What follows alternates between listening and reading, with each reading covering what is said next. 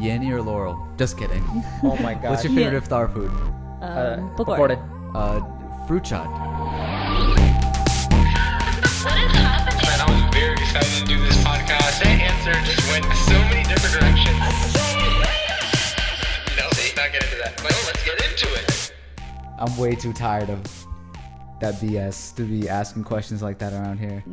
If you go on like the YouTube trending page, like all of the videos are basically the Yani. The White House is doing it. It's just not cool. Like sometimes I hate the internet for what they for what they do to certain things. Like I was tired of it by the first like hour, I think, because it was just so overly exposed. You guys remember the purple dress and the blue dress? Blue dress and white dress. It was blue and black and gold and white. That wasn't as bad because That was cool. That was cool because it was so big on social media before anything. But now like all these daytime TV shows, nighttime, like all them, they're such cloud chasers, and they want to be like they're trying to market themselves more on social media and YouTube than they are on TV and stuff. Right. You know that? Yeah. And so it's annoying when like they steal internet stuff. Yeah, the world doesn't even know about something and they're already chasing it, and it's like, all right, dead, joke's dead.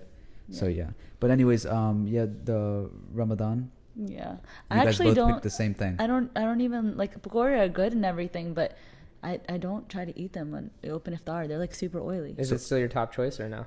I don't know. I mean a pakora, if maybe like I don't know. For me, fried. it's definitely top choice. So pakora are like what? Fried potatoes, onions and potatoes in like a what's the thing. green? What's Batter. the green stuff? cilantro. Spinach. Cilantro. I thought spinach. I don't know if it's Cilantro. spinach. No. Spinach? You thought there was spinach? Yeah, I don't. Inside Spinach doesn't pakora? get hard like that, does it? No, it's cilantro. But either way, it's fried. So Yeah. So iftar is like what we open our fast with, since it's still Ramadan, and that's what you like initially. So everybody usually opens their fast with a date, and then they eat like fruit chaat, which is like a fruit salad, I guess. Fruit salad, yeah. And that's pakora, actually really good too, which is though. what they just said, and then a few other things, but that's basically what you start out with, and then you have like the bigger meal. Yeah. I don't think you can ever go wrong with fruit. Yeah. You can go wrong with fruit chaat because some people like they really mess it up. They be putting like chickpeas and almonds and random stuff and like too much spice and juice in the just leave it. They mix the wrong. Just leave it as a fruit. They put too much masala in there too. Yeah. Like sure. I think that fruit chaat does like that's actually probably like. But how's your Ramadan going? You guys doing good? Yeah, I mean the last 2 days were really good. Like I was expecting something else, but today I just didn't have enough to eat, so I'm kind of feeling it. Yeah. But I realized I just need to eat earlier in the night. I can't eat at Sari. Can you guys eat at Sari time?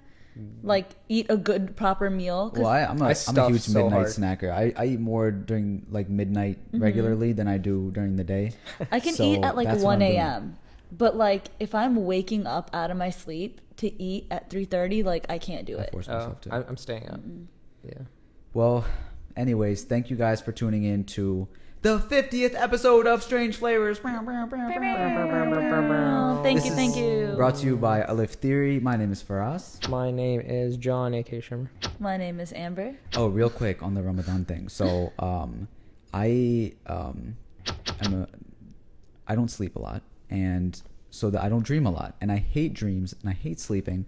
But last night I had a dream, and this is why I hate dreams. Wait, you hate dreams? Yeah. I hate dreams. Why? I didn't think you believe- hated I before you personally loved believe- dreams That's because not you never true. got them. That's not true. Yeah, you always say like, "Oh, I don't get dreams, man. I want dreams." Well, so like I wish I had more dreams, but I hate them. Okay. Okay. Okay, because I feel like there's no such thing as a good dream.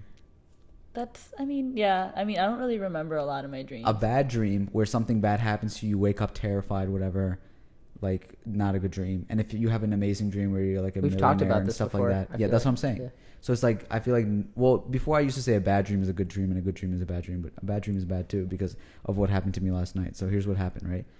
I was in sajud, like, which is like prayer, where you go down, right? In the dream, I'm praying, and my brother, he comes up behind me. He steps on my back, okay, really hard, okay? Now I can't get up, and he grabs me from the back of the neck, and he starts choking me, and I cannot breathe.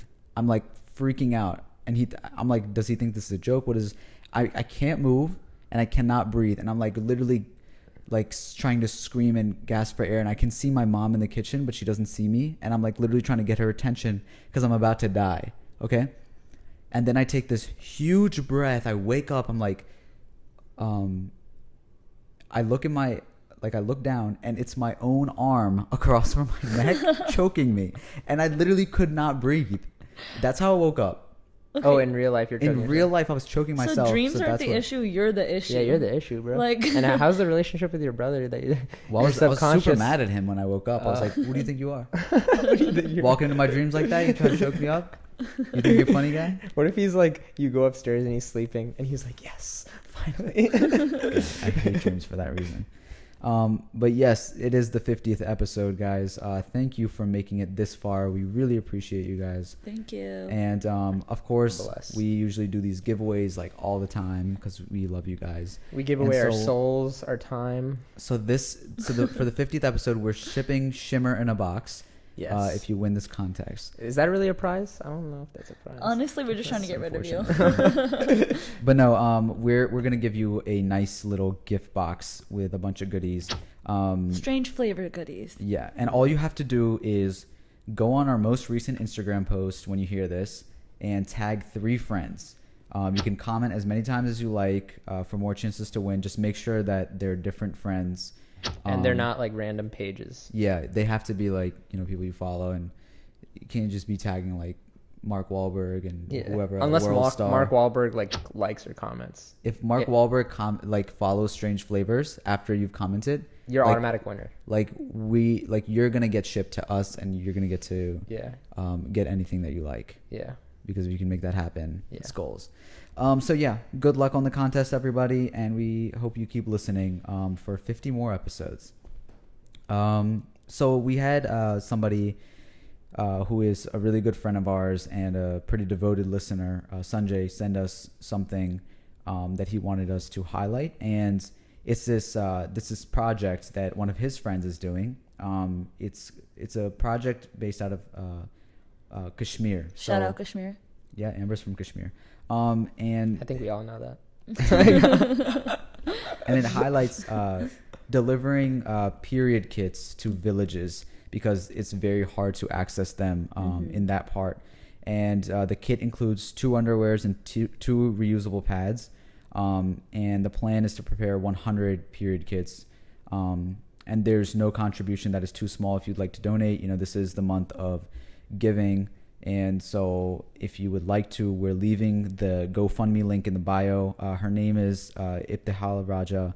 And yeah, you can read more info about what she's doing, why she's doing it. And we just thought it was a really, really great thing that she's doing. That's so cool. So cool awesome of you. And thank you, Sanjay, for forwarding that. Thank you, Sanjay. If anybody else has things like that, feel free to reach us on social media.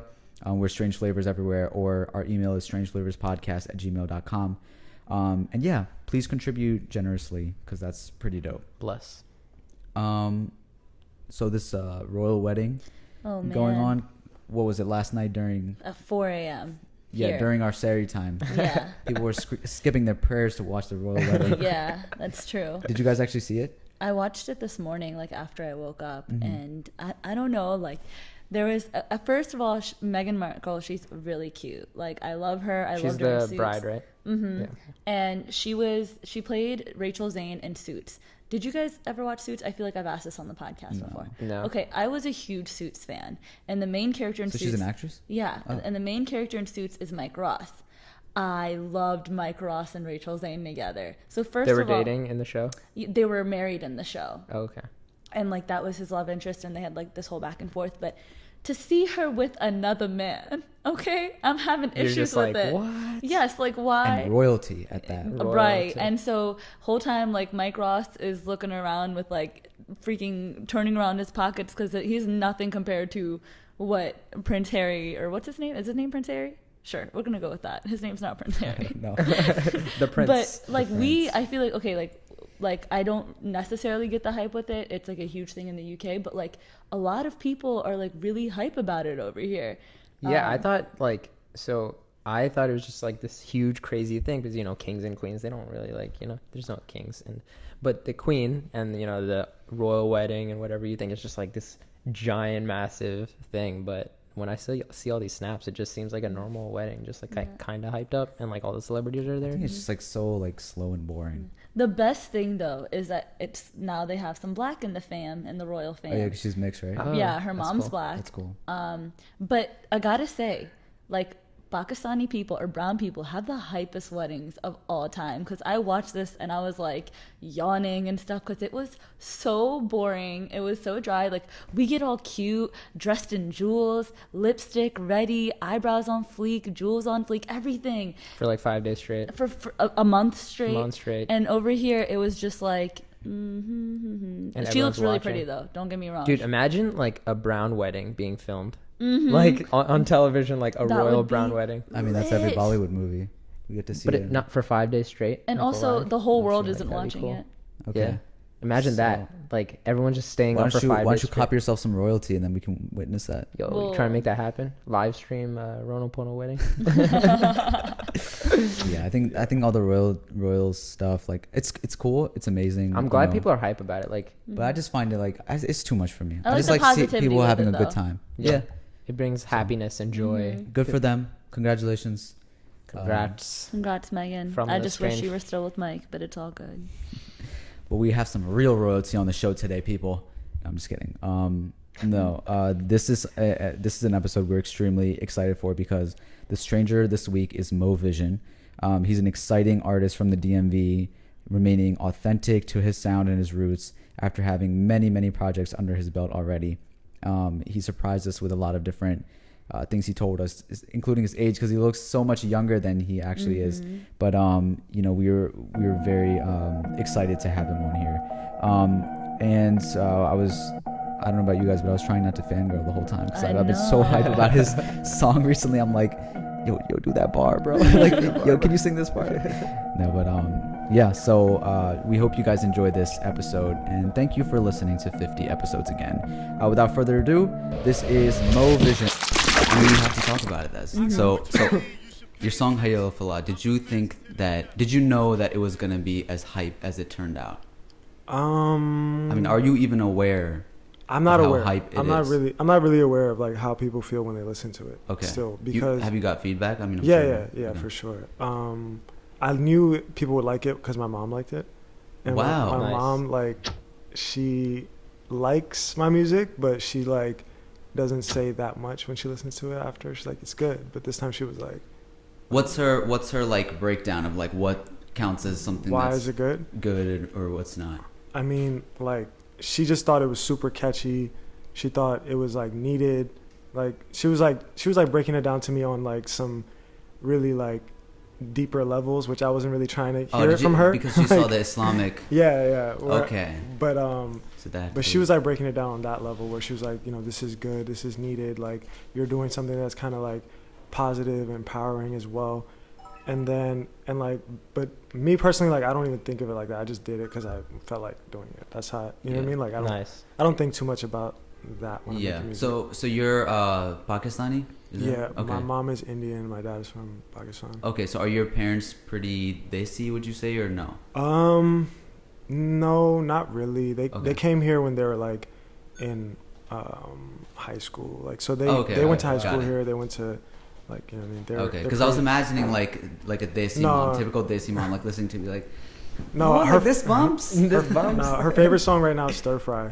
Really? Okay. Yeah, that's her That's favorite awesome. song right now. Like, That's hilarious. so yeah. That's Yeah. awesome. Is that important to you, like your parents liking your music? Yeah, of course. My dad is like more, I guess, typical like desi, like more vibes like that, because he knows I make music. He supports it, but the way he supports it is by not telling me to stop.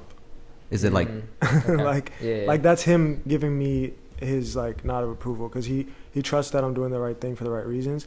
But he's like, for me to not feel like a pushback from him, that's me knowing that like he's supporting me, but Does he he doesn't look- listen to my music like at all. Oh, okay. Does he Never. look at it like through a business perspective, like at all? I don't think he wants to, or think Okay. think He's just like, that oh, far. he's He's just just like, doing his just thing. do what you're doing. Yeah. Don't get me involved. Like, Okay. and just do you. Like, Do that's they not- understand like your, I guess, your fan base and things like that? Like people actually listen to you and like you? My mom does. Okay. My mom does. So she knows all about it. Yeah.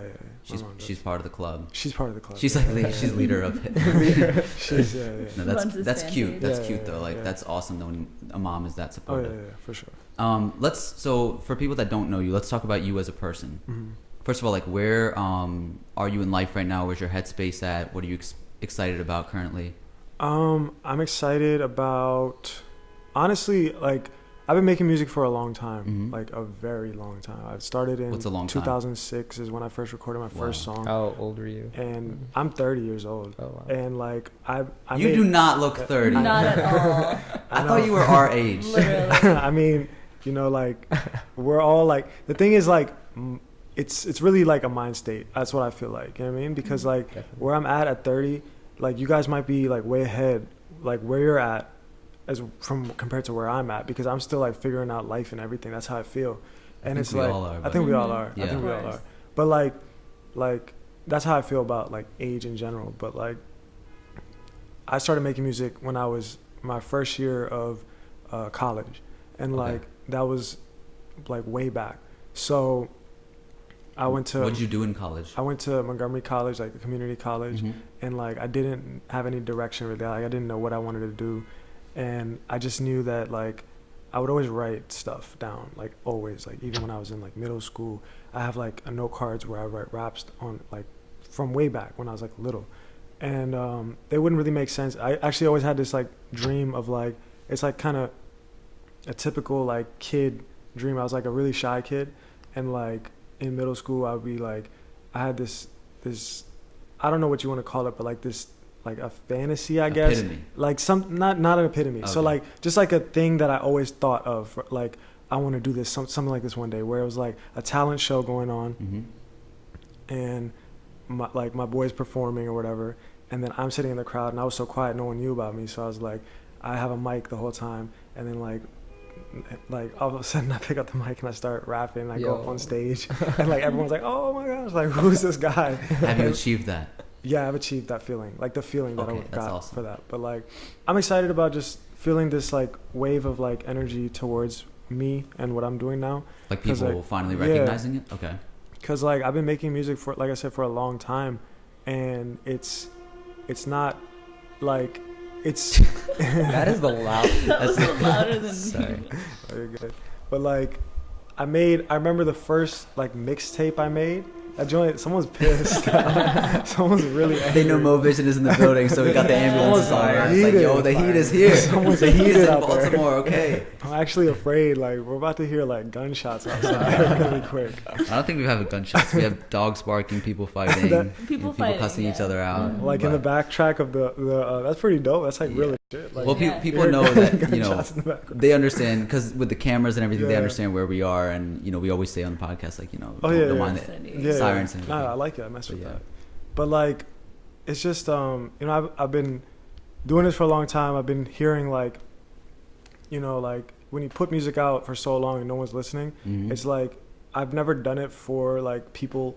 Like I've always just done it, and like that just shows because I've done What does it that for mean? so Never long. done it for Like people? I've never made music to get recognized Okay. for like, oh, you're a musician or whatever. I just made music because it helps me like cope with stuff and like understand what's going on in my life. So like if I'm like stressed out about school, like when I started making music, I would just write about it, make a song about it, Mm. and then that would like relieve my stress, and then I would go and work on what I need to get done for school. You know what I mean? Yeah. So eventually that kind of music turned into stuff that people like to listen to. Mm. So then now I'm like making it in a different way, where it's like I'm making it like thinking like, oh, Like a purpose? yeah, there's purpose behind it, but like there was always purpose, but it's like now it's a different purpose. It's Got like it. changing. You know what I mean? So Okay, like so that's where we'll get back to like that whole process in a Yeah, bit, yeah. but let's just go over what does Moevision mean? Moevision is literally, so my name is Muhammad. So every Muhammad is called Mo. Like whether Right. you like it or not. Like I actually hate being called Mo. Like Really? but not anymore. It's like I'm so used to it now, but like in the beginning, like, and not in the beginning, but like when people called me Mo, like I was like, that's not my name. Like why Mm. you don't know me? Like why are you calling Yeah. me Mo? Right? So but that just happened. Like everyone called me Mo, and then I went by the stereotypical most basic rap name that everyone probably every rapper's ever had, which is Boy Wonder. And that was my rap name. Like, that was what I went by as a rapper, right? And that was like when I started. And I think every rapper has had that name at some point. That's like the most the generic name, right? And then, so I went by that, and then I was like, I want to be more like, I like, artists that have their actual name as their like artist name. So I was like, people call me Mo. I can't go by Muhammad as a rapper. That's not gonna work at all on so many levels.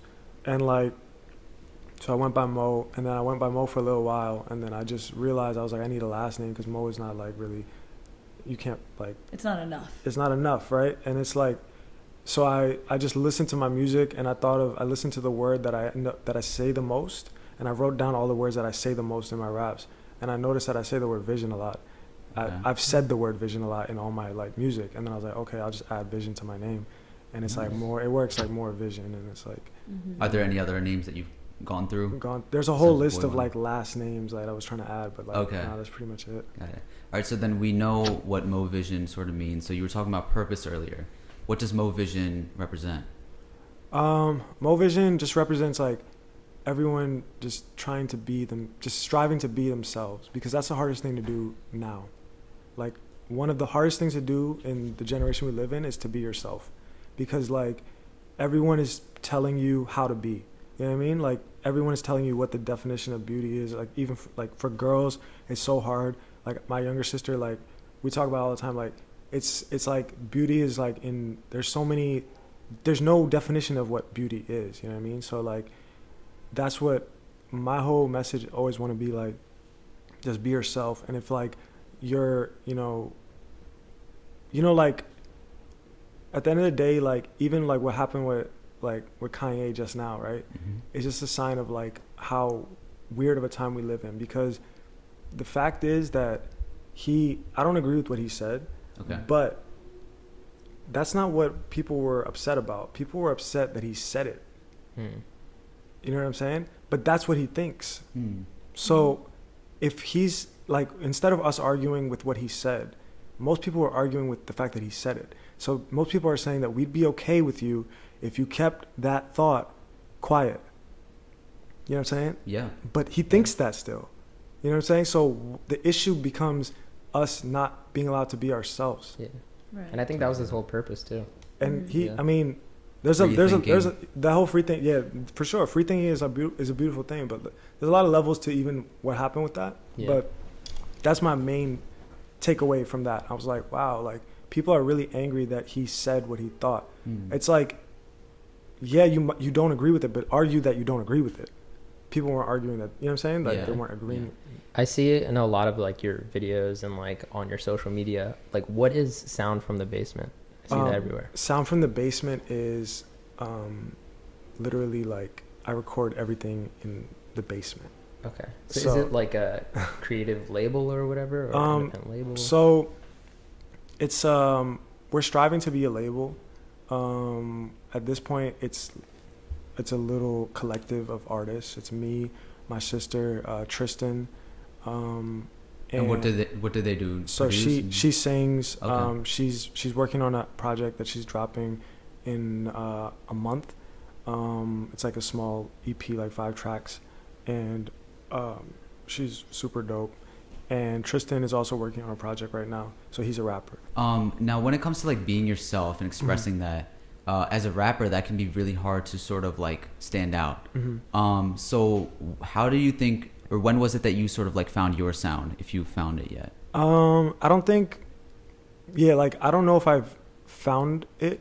I know I like to make music that I like to listen to. So like what happens is that I'll make something and then I'll go back and listen to like old music that I like, and I was like, oh, I'll take inspiration from that, and then my sound will just keep changing and like turning into different things. Like that's how I feel. So everything that I've made has pretty much been, there's inspiration behind it from an artist that I like or used to listen to. Most of it comes from like what I really grew up listening to. Which is what? So she was about to ask that question. So many artists. So like my first album that I ever bought was well, the first album I ever like got, not with my own money, was my mom bought me Will Smith like album, right? So that's like the first, and I'm blessed for that, because the fact is that Will Smith, like, he makes the most pure music. Like, he makes just good-natured, pure. He doesn't cuss in his raps. So like that was my foundation, right? So I went from that. Then the first one I bought was Busta Rhymes Extinction Level Event, which was the opposite almost of like what Busta Rhymes was. I mean, what Will Smith was doing, right? That album was about like the end of the world. It was like his flows were crazy. It was just like the first. I was actually like traumatized when I heard the first intro. You should go and listen to the intro. It's like scary as hell.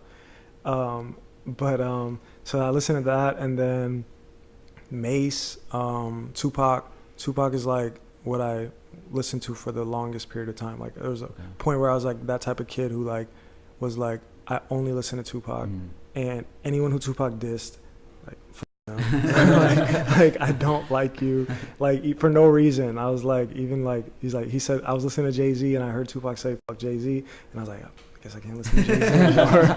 Like for no reason. Yeah. A lot of your beats I noticed sound like they're almost like 40 produced, like Drake's producer. Like that, a lot of 808s and the muffled sort of sample. Is that something you sort of like gravitate towards, or do you notice you're doing it? I love the way like, 40's amazing. Like anything he touches is amazing to me, and also like just the production is ridiculous on any of his projects, and so definitely. And then another thing that I really like was 808s and Heartbreaks is like my favorite album. Like that is so beautiful to me. Like, so I definitely take a lot of inspiration from that album. How do you like, I guess, what was like the first time you kind of popped off? Because I see, Qias Omar, who's like a, famous YouTuber with like 1 million subscribers. He like promotes your music a lot. Like, how's that like in every... So it's funny because that just shows you the power. Like if you're trying to get your music out there, like that's really a big tool that artists can use. And DMing people and like messaging people is like a great tool. And like if you're an artist, you should definitely have someone on your team dedicated to doing just that. And but with Qias, it was a longer thing. Like it went further back. So when he started out, he would do trips to like VA. He would do trips like just like meet and greets in different cities. So my sister went to one of them and gave him this project that we worked on. Me and her, we made a little mixtape. That was like the first one we made together. And then, what does your sister go by? So she goes by EDU. So like stands for education. Yeah. Education. Yeah. Education is the deadliest weapon. That's so cool. Yeah. Okay. So, but yeah. So she gave him like a CD of our music, and then he went and like was like doing a vlog, and he like played it in the vlog, and then people were like, what's this song, and then he like used this one track called Lose My Cool in intro for his vlogs at the time, like way back, and he used it for like every one of them, and like that just blew up, and that's where it went. And then like I've stayed in touch, just sending him music. And he's a really nice guy, and like he's always like looked out. Was that like the first time you kind of like popped off, or? That's when it started. That's when the like views and like the numbers started going up, and I was like, oh, okay, like there's like people like this music, you know what I mean, like. So that's what happened. I don't know if it's fair to say if you like comparisons or not, but like I feel like you have a very Toronto sound. I thought when musically, yeah, it just seems like your whole vibe with like your whole creative process and all that kind of stuff. I know you said that like you just make raps, you're not a rapper, but it seems like you're very established in your sort of sound and your artistry. So is it something that like you get inspired by? I know you're in the DMV area. Is that important to you? Yeah, I think I love like all, like, first of all, like I love all types of, there's so many genres within like hip hop, right? There's so many types of like hip hop. I like all of it, but like, and all of it inspires me. But I've definitely like enjoyed listening to and watching like Drake's career. Like his albums have been like perfect to me. Like they're just stories, they start and finish, and they're perfect. But like the two guys that I really like call my, so I feel like when I started rapping, Drake and J. Cole weren't out at all. Like they weren't, they're like a little bit older than me. They're like my age. So what happened for me was like the guys who I looked up to were like like I said, like Mace was a big one when I was younger, but then Mace is like huge. Like if you guys go back and listen, I don't know if you guys are like hip to Mace like that. Are you? Not to Mace. I mean, yeah. So Kanye's flow is like Mace flow, right?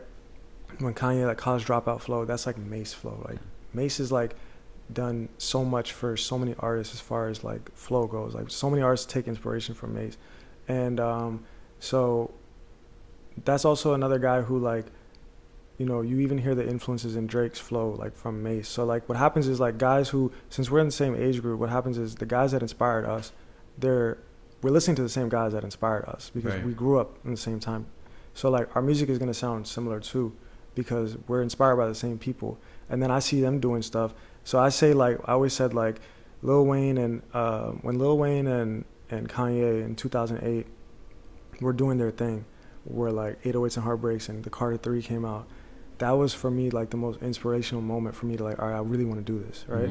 And then I was like, those are like my dads, those two. So I want to sound like, I remember saying I want to sound like a mix of those two, right? So then I go from there to seeing, then I go, it's funny you said they sound like my dad. They're my dads. I want to mix it up. Those are my fathers. So I go from there and I see Drake come out and I'm like, oh shit, Drake is their son. Like, pretty much. Okay, I see what you you're know saying. What I'm saying? Yeah. And I'm like, he sounds like what I was thinking about, right? And what I'm trying to do as well, right? Crazy. And then I'm like, oh, okay, he beat me to that point, right? So, and that's amazing. Like, and I'm like, okay, so I'm right. Like, I'm right. I'm validated in that thought of that's where it's going. So I'm going to keep doing this. And I'll also take like inspiration from my big brother. And because he's my big brother now, like Drake is, that's what he is musically, right? So then J. Cole comes out and I'm just blown away because like he takes the content to a whole different level. Like Drake is like talking about relationships and stuff with people around you and working that out. And then J. Cole is talking about like on some world shit, you know what I mean? And it's like, okay, you can like open up doors. Like he brings like Pac into it and it's like a mix of those guys. And that's how it's weird. That's how I see music, but like that's also, it's like a family. It's like weird. Yeah, that is. I think it's kind of weird. Moevision family tree. You should have tried out for Degrassi, dude. I could have, right? Now, how do your you got some shows coming up? Yeah. How do your shows typically go, and like, what are some places you toured to? They're fire shows. You can speak on that. Yeah, you've been to one, right? Yeah. Okay, so my biggest like hold up on making music and like just taking it seriously was performing. So I didn't perform until the first time was 2016. After making music all this time, that's the first time I ever performed. And it was literally because I was hooping and I tore my Achilles, and then I was in bed for like, you know, like the whole process was like 4 months in a cast, like 4 months in a boot, and like six months on, I'm messing it up, but it was like I was on crutches for a long time, all that, right? So basically I was sitting there and I was thinking like, if I don't go out there and perform, then I'm never gonna do it. If I don't do it now, I'm never gonna do it. So I literally went and like looked online for like open mics, and the first show I did was at this place, I forgot the name of it, Smith Public Trust in DC. Okay. And it was like an open mic. I went out there and I was on like, I had a boot and crutches, and I performed like a little like three song set, and I was super nervous because I've never done it before, but my thinking was the fact that I'm on crutches, people will cheer for me because I'm on crutches. How are you gonna boo somebody? You used it for sympathy? Yeah. I did. That's literally what I did. How were you holding the mic? Were you like one crutch on one? I was sitting. Taped to the crutch. I was sitting and I had my crutches right here. Oh. Right? Okay. And then I had the mic in my hand. And the scary part was when I got up, it was like a high step, but I jumped up. People were already like, oh, let's go. Like, cause like, I was like, you know what I mean? I was like playing with that in my mind. I was like, they're not going to boo me. So then Even if I forget my lyrics, that was my biggest fear. Forget my lyrics. Mm-hmm. I don't know like how to move my hands. Like I was very uncomfortable doing that at first, right? Okay. So like I'm like, all right, what do I do? And then I get up there, perform with crutches. I know I gotta hold my crutch and I gotta hold my mic. I'm good. And then I got into it, and then I stood up. And when I stood up, everyone went crazy. Dang. They're like, because I'm standing now. You basically are Drake from Jurassic. Is that happening? Like, Well, he's in a wheelchair. Yeah, he's in a wheelchair. oh, I was wheelchair So- Jimmy, like, right? Okay, so, but do you usually bring your crew with you? that time I didn't. I didn't bring anyone. It was Okay. just me. But like usually to the shows that you go to, do you like Yeah. bring people with you? Yeah. How for important sure. is that? Like you're keeping friends around you that kind of hype you up, or do you not need that? No, I don't really need that. I don't think it helps. Okay. I think it obviously helps. That's like messed up to them right now. Well, no, I mean to you. To me, it helps. No, it helps to me. It helps to me. Right. Well, what are the shows you have coming out? Where you're traveling? Because I know you have one like in LA and So then yeah, LA. Houston. LA is June 23rd at Cool Kicks. Chicago is. I'm really trying to get to perform at SneakerCon. We're emailing them like every day. So Okay. if y'all wanna like hit them up too. SneakerCon. That's June 9th and 10th. But that would be perfect because a lot of my fan base are like, you know, sneakerheads, like, and like that's how I am as well. So it's like perfect because like I've always grown up like just trying to get every Well, you got Qias shoe Omar, so it's possible. like And then it's like you're gonna have a lot of. And his Exactly. music video was in a sneaker store. yeah. Yeah. So that's my thing. So And that's like, in LA too, right? The Cool Kicks is. Cool Kisses in LA. Yeah. So like sneaker based. exactly. So like I'm trying to like basically get free shoes. Free kicks. Like, that's what I'm trying to do. There's the backpack rapper, and now we got Moe Vision, the sneaker rapper. Exactly. I'm trying to get free kicks. I need- That's You awesome. have rubber bands on both of your wrists. Is that to tie up all your money? no, this is because I don't even know why I have it on my wrist right now. It's the bling. This is all I got right now. It could have been symbolic, bro. You should have just made something know. up. No, it's not symbolic. Why don't you talk about your ad libs? Because you got some nice ad libs. Yeah. Yeah. Yeah. The ad libs are. You said it's they're a- just fun, like Alter ego? kind of, sort of. I mean, making music is kind of like an alter ego. It's not really like it's. You know In I what mean? way? Because it's like Tupac said it best. So when you hear somebody like, if you're in your house, right, you're in your bed, and you hear somebody downstairs that's like robbing you, right? You're not gonna be like, excuse me, like, are you in my house? Like, you're gonna be like, hey, like, Yo, we who's got that in my ad house? You mean, like, libs. So whenever you're in the booth, you're just like, hey, who's in my house? yeah, like, kind of like that. So it's like, that's what you're gonna be like. So it's an alter ego. You're not like that, but like, we all have that in us. Well, like, you're a performer. yeah, I guess. That's like, like LeBron on the court right, is going to right. be an animal, and he's not Yeah, going to yeah. like stop himself. Yeah. When he's playing with kids, he's not going to be that same dude. Yeah, he's not, Because he's that's not. not who he is as a Yeah, person. exactly, But you exactly. can't judge LeBron on the court with who he is as a person, because it's like you have to be that animal. Yeah. So maybe you're just like that. That's, I mean, not an animal. I don't call you an animal, Nah, I take that. but That's dope. in a way, it's like Yeah. you got to be that beast. Yeah. And so the ad libs are what? Yeah, Like but they it's add not to like it? I got to be it. Like I want to be it too. Like, you know what I mean? Like you, it's not like, all right, now I have to do this. I don't want to do this, but now I do it. You know what I mean? But it's more like, this is how I feel. Like you feel like that. I'm sure like we all go through moments in the day when we're like, we listen to music and we're like, we feel like Uzi Vert. We feel like Yeah. whoever we're listening to, we feel hype, right? So like when I'm making music, I feel like I'm that same way. Like, you know what I mean? Like, Yeah. it's a moment to just let go. That's how I feel. That's awesome. Yeah. What are the expenses and the sacrifices of being a 2018 rapper? If you're smart, you can do a lot without much spending. Back in the day, you spent a lot of money on music, like studio time. I'm not spending on studio time. I'm not spending on videos. Like it's just not like it was before. Like, so it's a blessing. But sacrifices are the main sacrifice is time. 'Cause like, you see people move like there's these like boxes that everyone has to check off in life, and like we all like go through them, and as we're moving through life we're checking them off. But then if somebody looked at my sheet and like compared it to theirs, they'd be like, oh well, you haven't checked off shit. Like you know what I mean? Like so but like that would be how I guess they would define my boxes. But if I wrote my boxes what they would be, then maybe they wouldn't have stuff checked off that I do.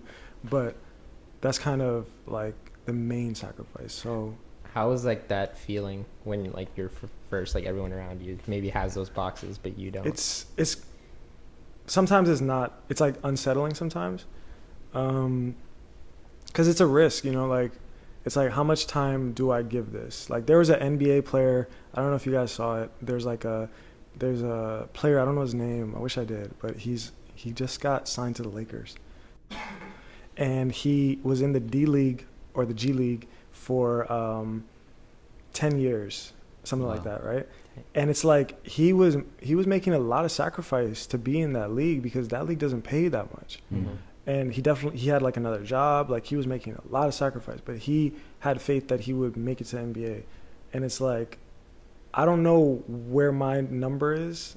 I don't think like that really. Like I'm going with the flow right now and seeing where it takes me.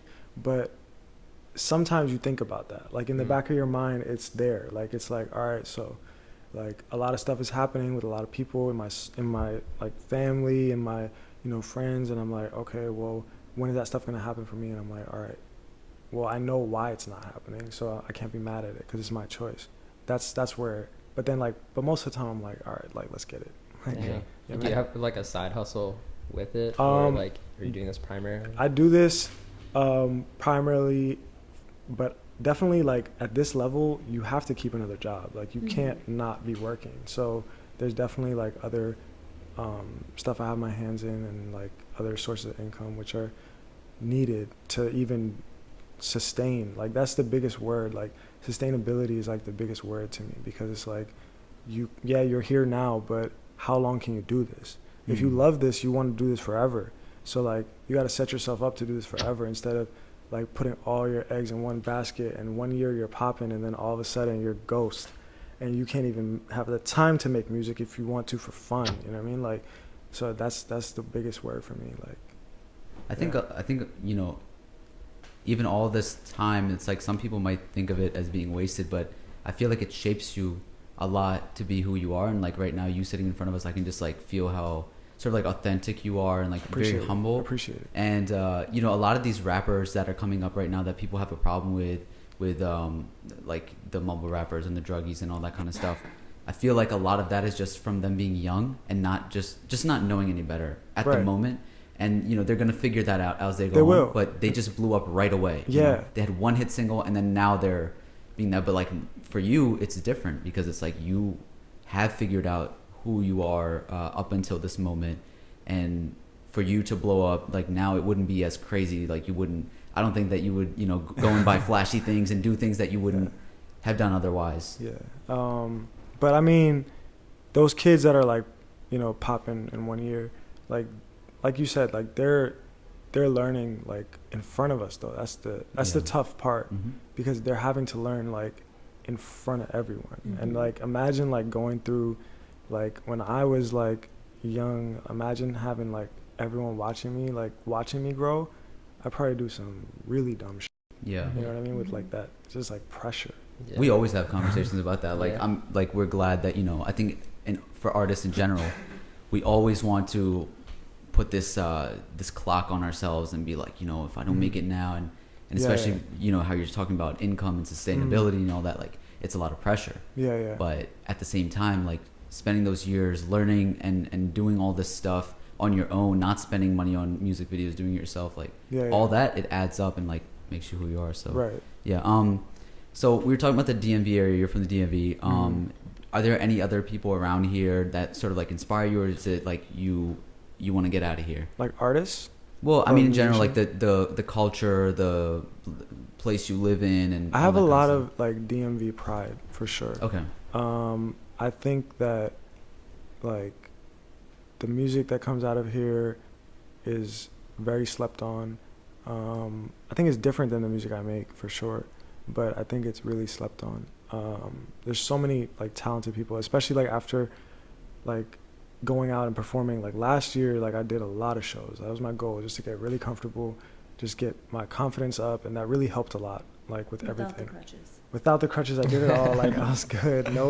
No like sympathy. The reason the for crutches sympathy. are good marketing. Like Good marketing. I should write go that one back. down. He pulls up in a wheelchair under multiple crutches.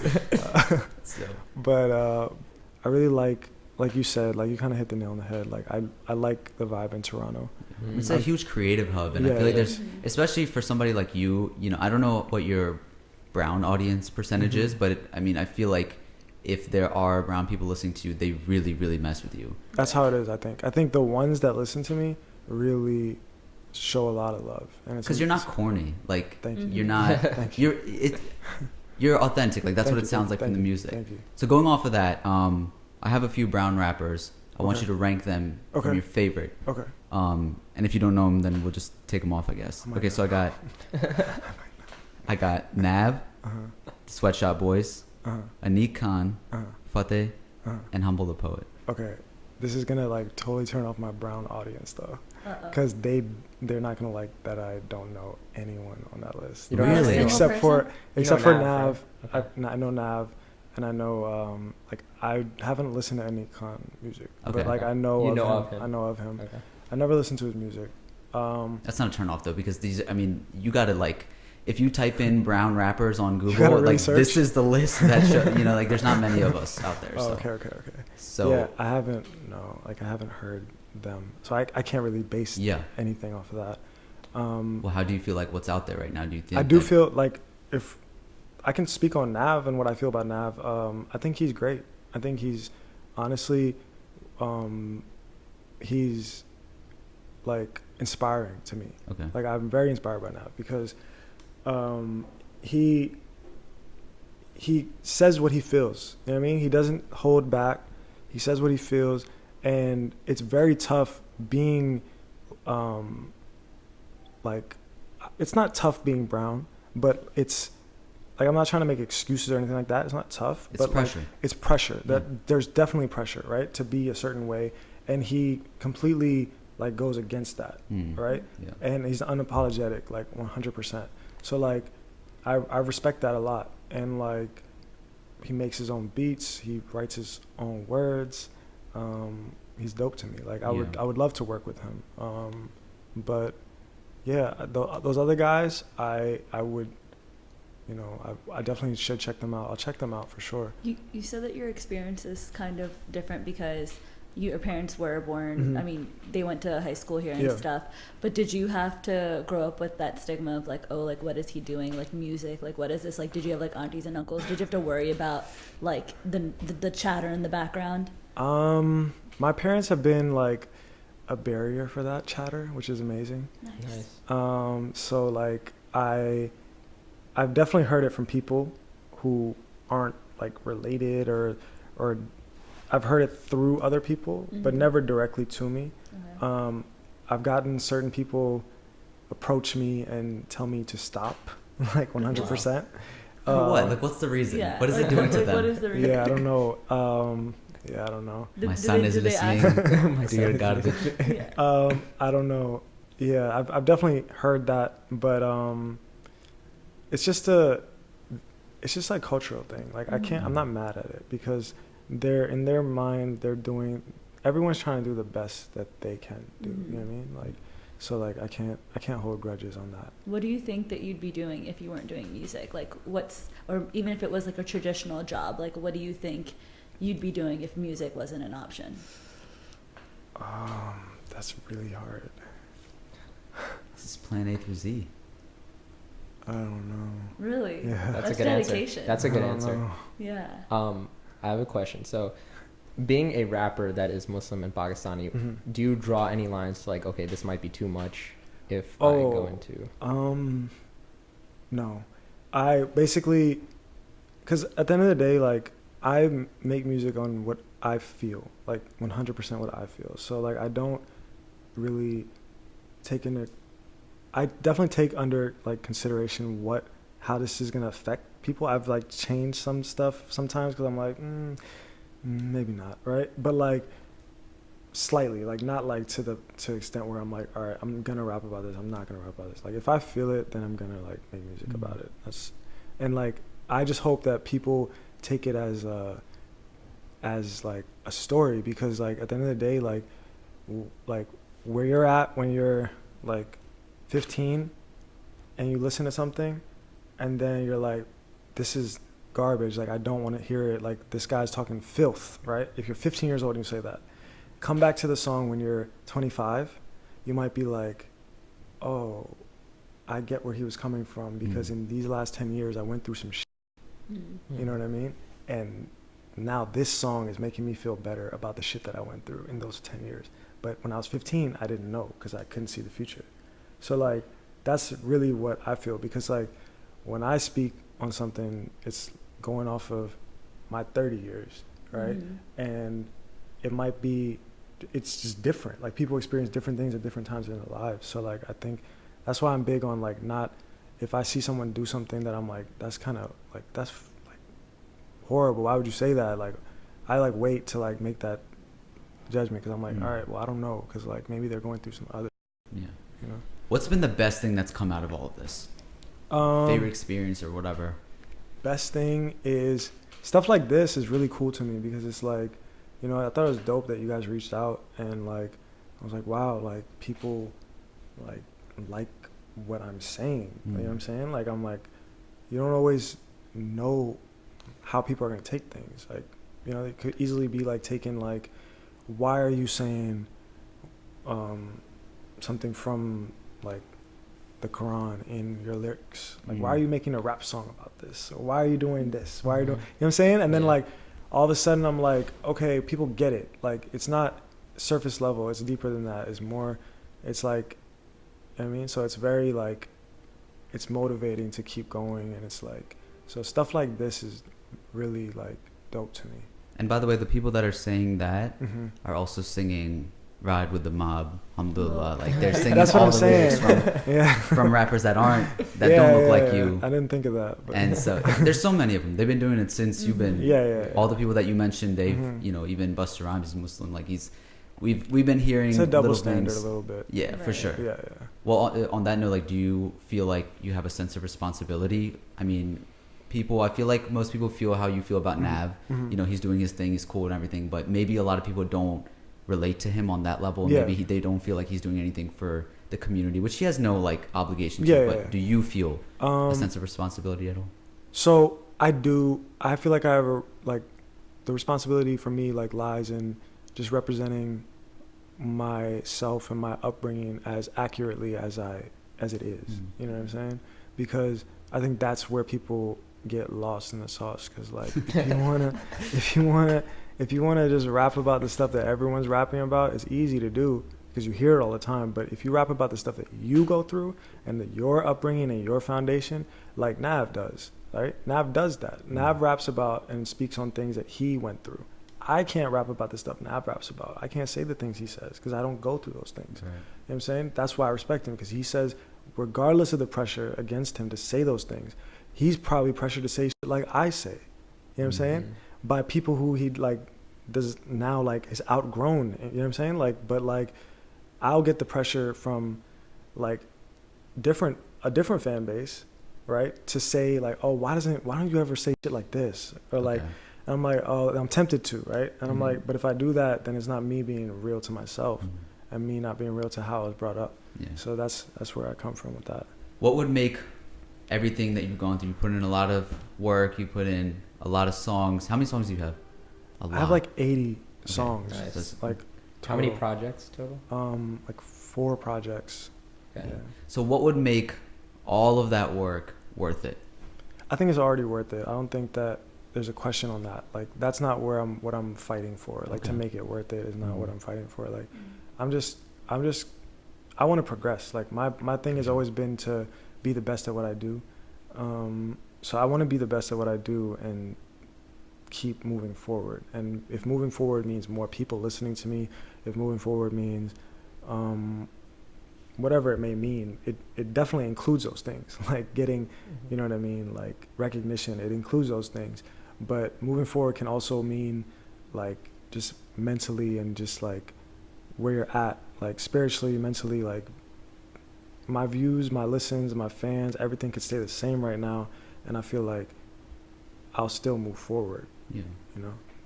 Well, we're super excited for you.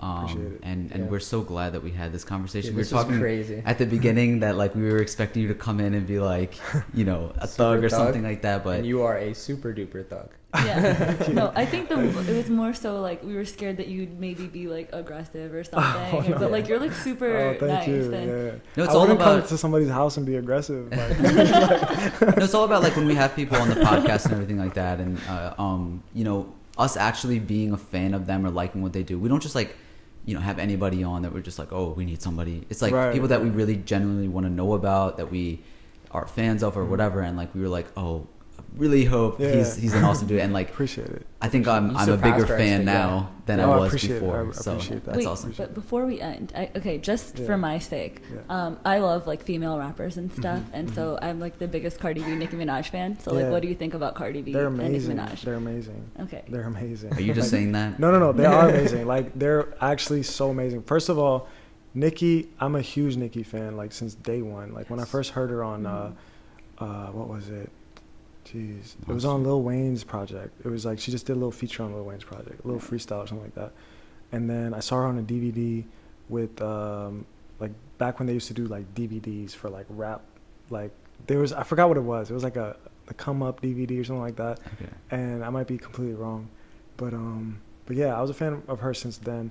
And then one thing I don't like about what happens with female rappers is that there are so many male rappers and people don't pit them against each other. And like, you know, with female rappers, there needs to be more, and there are more, but they don't get attention unless once they're like, you know, being like super sexy, then they're getting the attention. Cause like, Kamaya is a really dope female rapper, but she doesn't, like, I guess market herself that way, the same way that Nicki and Cardi do. But so what happens is, one, the artists that show themselves in that light are the only ones that are shown, right? When there's a lot. And then when they are shown, they're made to be enemies. But in reality, they're not enemies. Like they're both dope artists. They make amazing music. And like Cardi's flow is ridiculous. Like her album is crazy. Her new album is ridiculous. Hey, you just won so many Amber points.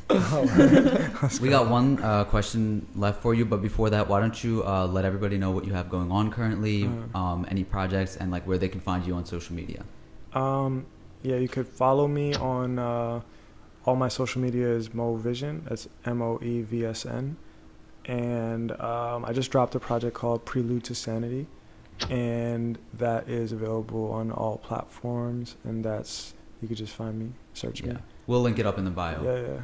All right, Shimmer, do the honors. This is our last question we ask every guest. Okay. It's super important. Oh God.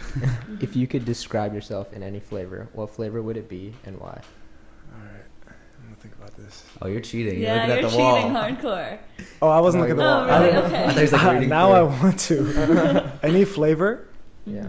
That describes you. Oh, definitely. Is what flavor is like chocolate milk? Chocolate That milk. could be your flavor. Yeah, you can. Chocolate milk? Chocolate milk. Okay, why? Because chocolate milk is the greatest thing ever invented in life, and so am I. Is this the alter ego, or is this? No, that's me. That's awesome, man. Okay, chocolate milk. That's awesome. Yeah. Well, we wish you the best of luck with everything that you do. Definitely. And always feel free to reach out to us and send us your music, because we always play it in like transitions and everything like that. We like to promo other people doing their thing. So thank you so much for being here. Thank you. We were super excited to have you, and I'm even more excited now. Like after meeting you. So, Thank you so much. yeah, good luck with everything. And for everybody listening, it's been another week. Another flavor. A little less stranger. We'll talk to you next time. Look where we at.